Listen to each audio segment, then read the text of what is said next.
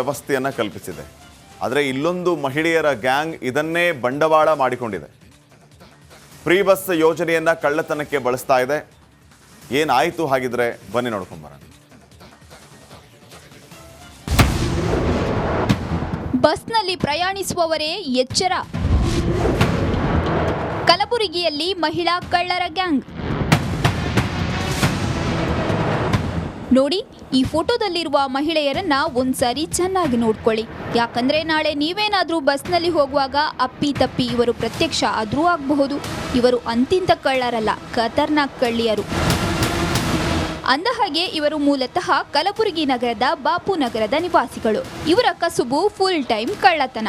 ಬೆಳಗ್ಗೆ ಕಲಬುರಗಿ ನಗರದ ಕೇಂದ್ರ ಬಸ್ ನಿಲ್ದಾಣಕ್ಕೆ ಆಗಮಿಸುವ ಈ ಗ್ಯಾಂಗ್ ನೇರವಾಗಿ ಫ್ರೀ ಬಸ್ ಅನ್ನ ಹಿಡಿದುಕೊಂಡು ಜಿಲ್ಲೆಯ ಹಲವು ತಾಲೂಕುಗಳಿಗೆ ತೆರಳುತ್ತಾರೆ.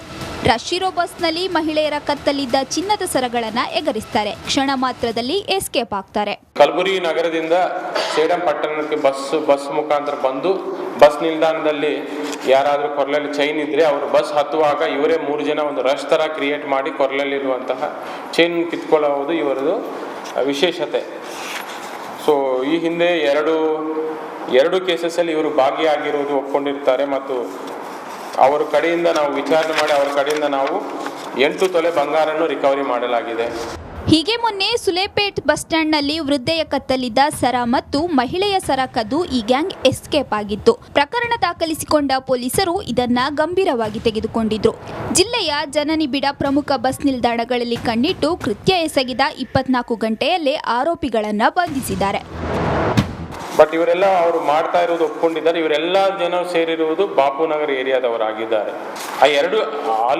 ಆ ಎರಡು ಸೂಲೆಪೇಟ್ ಅವ್ರದ್ದು ಇವ್ರದ್ದು ನಾವು ಪರಿಚಯ ಅಂತ ಕೇಳಿಲ್ಲ. ಬಟ್ ಅಟ್ಲೀಸ್ಟ್ ಅಲ್ಲಿ ಸೇಡಂ ಪಟ್ಟಣದಲ್ಲಿ 3 ಜನ, ಏಕ್ತಾ, ಸರಿತಾ ಪಾಟೀಲ್, ಕರೋನಾ ಅನ್ನ 3 ಜನ ಭಾಗಿಯಾಗಿದ್ದರು. ಬಟ್ ಅದ್ರಲ್ಲಿ ನಾವು ಒಬ್ಬರನ್ನ ಮಾತ್ರ ಅರೆಸ್ಟ್ ಮಾಡಿದ್ವಿ, ರಿಕವರಿ ಮಾಡಿದ್ವಿ. ಇನ್ನೂ ಇಬ್ಬರನ್ನ ಅರೆಸ್ಟ್ ಮಾಡೋದು ಬಾಕಿ ಇದೆ.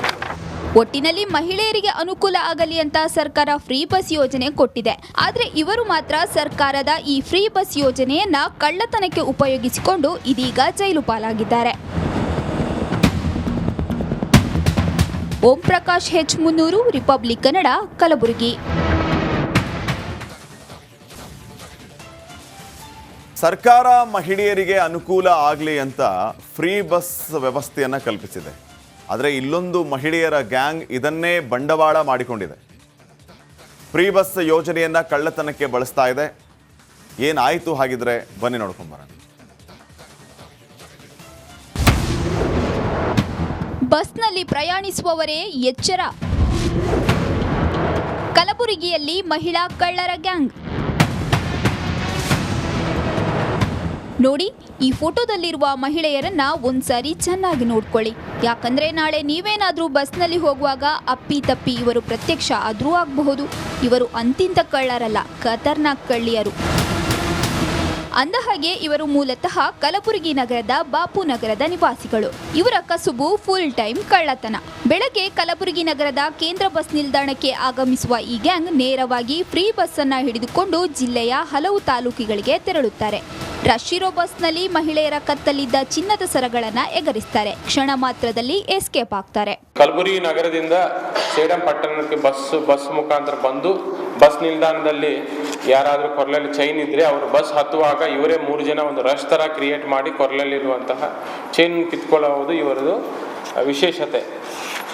ಸೊ ಈ ಹಿಂದೆ ಎರಡು ಕೇಸಸ್ಸಲ್ಲಿ ಇವರು ಭಾಗಿಯಾಗಿರುವುದು ಒಪ್ಕೊಂಡಿರ್ತಾರೆ ಮತ್ತು ಅವರ ಕಡೆಯಿಂದ ನಾವು ವಿಚಾರಣೆ ಮಾಡಿ ಅವರ ಕಡೆಯಿಂದ ನಾವು 8 ತೊಲೆ ಬಂಗಾರನ್ನು ರಿಕವರಿ ಮಾಡಲಾಗಿದೆ.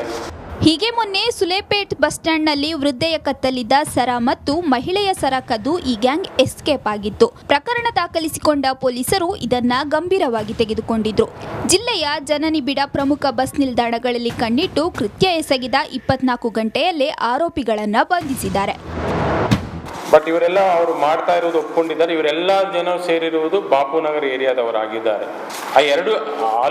ಆ ಎರಡು ಸೂಲೆಪೇಟ್ ಅವ್ರದ್ದು ಇವ್ರದ್ದು ನಾವು ಪರಿಚಯ ಅಂತ ಕೇಳಿಲ್ಲ. ಬಟ್ ಅಟ್ಲೀಸ್ಟ್ ಅಲ್ಲಿ ಸೇಡಂ ಪಟ್ಟಣದಲ್ಲಿ 3 ಜನ, ಏಕ್ತಾ, ಸರಿತಾ ಪಾಟೀಲ್, ಕರೋನಾ ಅನ್ನ 3 ಜನ ಭಾಗಿಯಾಗಿದ್ದರು. ಬಟ್ ಅದ್ರಲ್ಲಿ ನಾವು ಒಬ್ಬರನ್ನ ಮಾತ್ರ ಅರೆಸ್ಟ್ ಮಾಡಿದ್ವಿ, ರಿಕವರಿ ಮಾಡಿದ್ವಿ. ಇನ್ನೂ ಇಬ್ಬರನ್ನ ಅರೆಸ್ಟ್ ಮಾಡೋದು ಬಾಕಿ ಇದೆ. ಒಟ್ಟಿನಲ್ಲಿ ಮಹಿಳೆಯರಿಗೆ ಅನುಕೂಲ ಆಗಲಿ ಅಂತ ಸರ್ಕಾರ ಫ್ರೀ ಬಸ್ ಯೋಜನೆ ಕೊಟ್ಟಿದೆ. ಆದ್ರೆ ಇವರು ಮಾತ್ರ ಸರ್ಕಾರದ ಈ ಫ್ರೀ ಬಸ್ ಯೋಜನೆಯನ್ನ ಕಳ್ಳತನಕ್ಕೆ ಉಪಯೋಗಿಸಿಕೊಂಡು ಇದೀಗ ಜೈಲು ಪಾಲಾಗಿದ್ದಾರೆ. ಓಂ ಪ್ರಕಾಶ್ ಹೆಚ್ ಮುನ್ನೂರು, ರಿಪಬ್ಲಿಕ್ ಕನ್ನಡ, ಕಲಬುರಗಿ.